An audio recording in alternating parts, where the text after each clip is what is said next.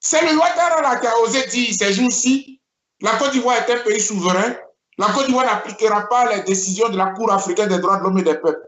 Ça ne vous fait pas honte? Ça ne gêne pas? Moi, j'ai honte. Donc, la communauté internationale a honte. Elle est gênée. Même quand elle vient en mission en Côte d'Ivoire, c'est pratiquement à peine si elle ne rase pas les murs. Comment on peut défendre cet homme pour qui des milliards ont été dépensés par la communauté internationale pour aider même des jeunes à prendre les armes contre leur pays pour le porter au pouvoir? Et c'est lui qui fait ça. C'est lui qui paie un troisième mandat. Parce que d'après lui, dans son camp, il n'y a pas un autre pour remplacer M. Don Coulibaly, paix à son âme. C'est la honte. Donc il vous a financé pour cette campagne de 2002 ou pas? 2002.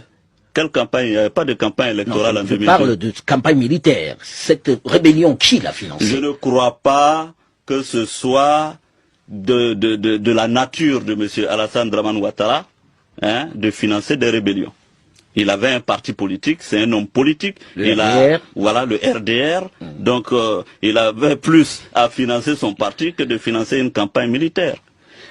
On est convaincu de ça. Et ça, si vous voulez, tout le temps où nous échangeons, retenez cela parce que c'est ce qui va arriver. L'élection, là, elle ne se déroulera point. On va prendre toutes les dispositions pour qu'elle ne se déroule pas. Ça, il n'y a pas de débat là-dessus. Disposition, à quoi est-ce que vous faites référence quand vous parlez de dispositions à prendre pour qu'elle ne se déroule pas? Vous voulez parler des manifestations, du sabotage, du boycott Non, mais si je vous le dis ici maintenant, là, c'est pas bon. Ils sont trop... M. Ouattara pense qu'il nous maîtrise. Je reste tout juste de 15 jours pour que nous touchions donc à la date fatidique du 31 octobre. Les Ivoiriens ne voient pas véritablement de la lisibilité dans les actions. Tout le monde se demande à Abidjan, mais comment est-ce que cette opposition-là, à l'allure à laquelle elle avance, pourra faire reculer Alassane Ouattara qui tient à la date qu'il a fixée? Si l'opposition dévoilait sa stratégie le 30 octobre, là, il ne se passera rien. C'est parce que nous sommes sûrs de ce qui va se passer avant, d'ici le 31 octobre, d'ici le 30 octobre, qu'on vous dit qu'il n'y aura pas d'élection. Moi, j'ai dit qu'il n'y a pas d'élection là. Moi, je crois. Quand je dis qu'il n'y a pas d'élection le 31, pourquoi vous êtes inquiet?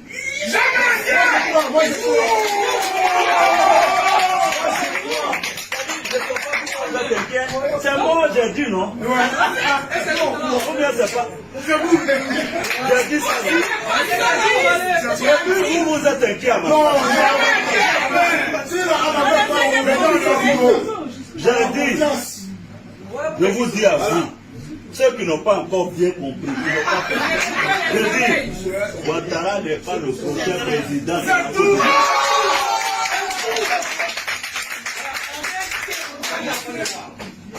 Je vous dis, il n'est pas le prochain président. Donc, vous, ce que vous devez faire, il faut mobiliser les populations sur le terrain. Je suis donc venu vous dire, n'ayez aucun doute, n'ayez aucune crainte. Je suis là. Et je suis là, quelquefois je me tais, parce que j'ai mes aînés. C'est eux qui doivent être au devant et honorés. Face à la forfaiture, un seul mandat irréversible, la désobéissance civile.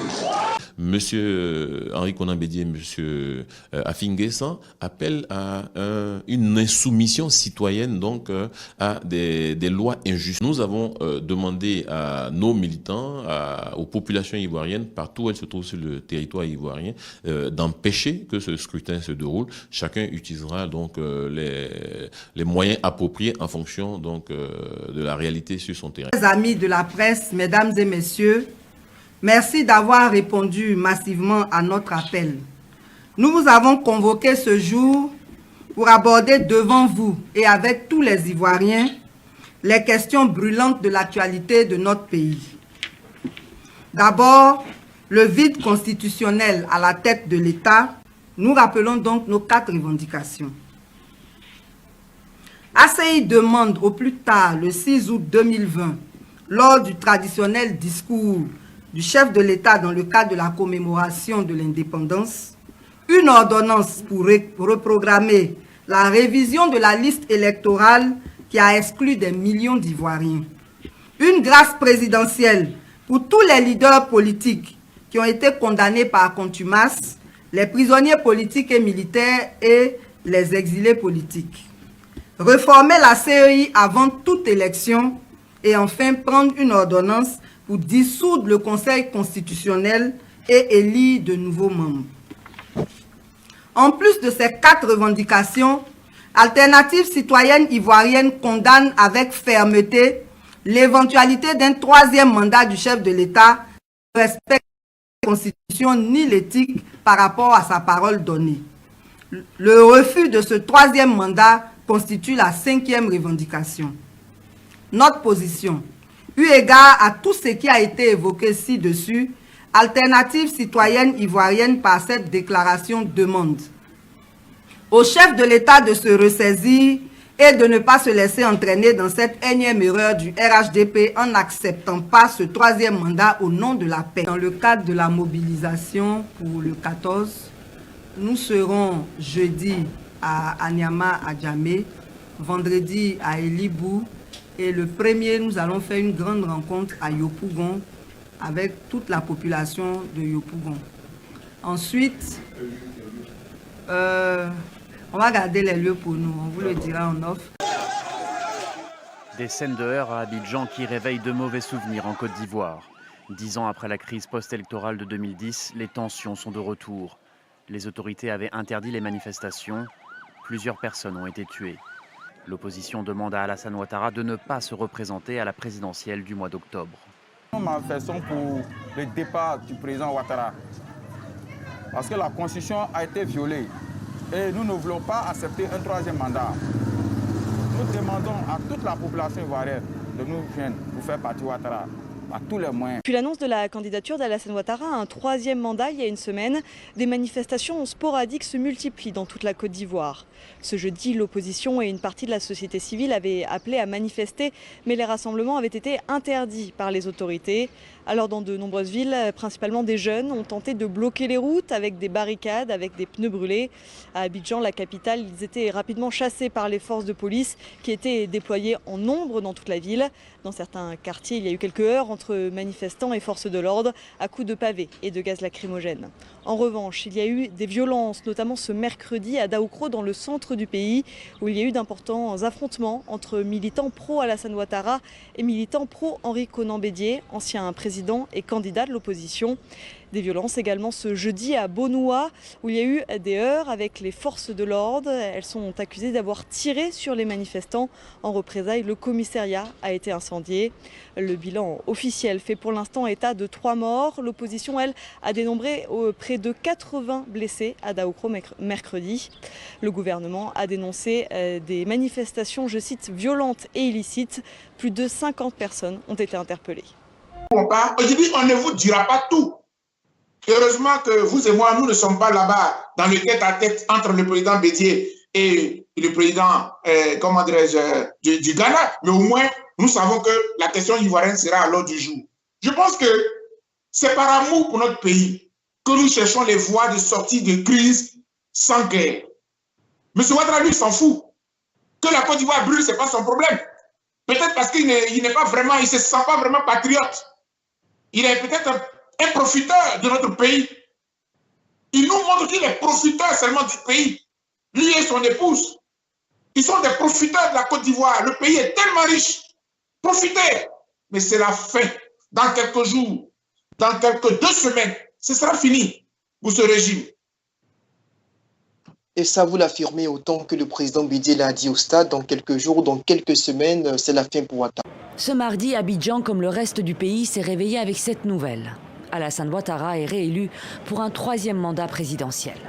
Je pense que le processus électoral s'est achevé et les résultats ont été proclamés selon la CEI, donnant le président Alassane Draman Ouattara vainqueur. Et en tant que citoyens, nous ne pouvons que prendre acte de ces décisions. Des résultats qui s'affichent à la une des journaux, tout comme les annonces de l'opposition. On a des problèmes avec l'opposition, ou du moins la population a des problèmes avec l'opposition parce que À la fois qu'ils disent qu'ils ne sont pas candidats, à la fois qu'ils viennent t'auto-proclamer, ils mettent un conseil de transition en place. Bon, il y a quelque chose qui ne va pas. Loin du scrutin présidentiel du 31 octobre 2020 a été entaché de nombreuses irrégularités, notamment la non-opérationnalité de nombreuses commissions locales et de bureaux de vote, la suppression irrégulière de nombreux lieux de vote, la non-participation de plus de 90% des électeurs au scrutin, le faible taux de participation à moins de 10% de l'électorat, rendant ainsi erronées les statistiques avancées par la commission électorale jugées illégales. Les morts d'hommes, au moins une trentaine de personnes, soit au total près de 110 morts depuis l'annonce de la candidature anticonstitutionnelle et illégale du président sortant Alassane Ouattara. Au regard de tout ce qui précède, les partis et groupements politiques de l'opposition, 1. Félicitent les Ivoiriens et les Ivoiriennes, particulièrement les militants de l'opposition, pour avoir respecté le mot d'ordre des désobéissances civiles. 2. S'inclinent devant la mémoire de tous les morts. 3. Présentent leurs condoléances aux familles éplorées. 4. Expriment leur compassion aux blessés et leur solidarité à tous les détenus. 5. Dénoncent le simulacre d'élection présidentielle organisé le 31 octobre 2020 dans un climat d'insécurité généralisée. 6. Condamnent toutes les destructions de biens, les tueries et blessures perpétrées par les miliciens du RHDP unifié sur les manifestants aux mains nues. 7. Dénoncent également toutes les actions extrajudiciaires caractérisées par les enlèvements des militants et personnalités politiques de l'opposition. 8. Ne reconnaissent pas l'élection présidentielle du 31 octobre 2020. 9. Constatent la fin du mandat du président Alassane Ouattara depuis le 31 octobre 2020 et invitent la communauté internationale à en prendre acte. En conséquence, les partis et groupements politiques de l'opposition appellent à l'ouverture d'une transition civile afin de créer les conditions d'une élection présidentielle juste, transparente et inclusive. Les partis et groupements politiques de l'opposition appellent dès cet instant à la mobilisation générale, les Ivoiriens et les Ivoiriennes et particulièrement toutes les forces vives de la nation, les démocrates épris de justice et de paix, pour faire barrage à la dictature et à la fermeture du président sortant Alassane Ouattara. La Côte d'Ivoire, avec son président Ouattara, eh bien, poursuit sa progression. Regardez Abidjan. Abidjan n'a jamais été aussi belle. Parce que derrière cela, derrière un président qui somme toute ne fait que donner le la, comme un chef d'orchestre, il y a une population au Côte d'Ivoire qui, elle, a décidé de mettre de côté toutes ces considérations fumeuses de panafricanisme et autres, ont compris qu'en fait, seul compte leur pays et leur nation. Ce ne sont pas les Maliens qui nourriront les Ivoiriens, ni les Béninois, ni les Ghanéens, ni les Nigérians. Les seuls qui bâtiront la Côte d'Ivoire, ce sont les Ivoiriens eux-mêmes. Et voilà ce qu'ils font. Voilà. Or, certains viendront dire « Oh, mais il y a la pauvreté en Côte d'Ivoire, les gens meurent, il n'y a pas de travail. » Hey, le monde ne s'est pas fait en 2 jours, hein. Et on vient de loin. N'oubliez pas que Gbagbo était avant. Il bouffait l'argent comme pas possible. Le travail de Ouattara est phénoménal et ça, il faut l'accepter. Le travail des Ivoiriens est phénoménal et ça, il faut l'accepter. Un pays qui est dans le réel,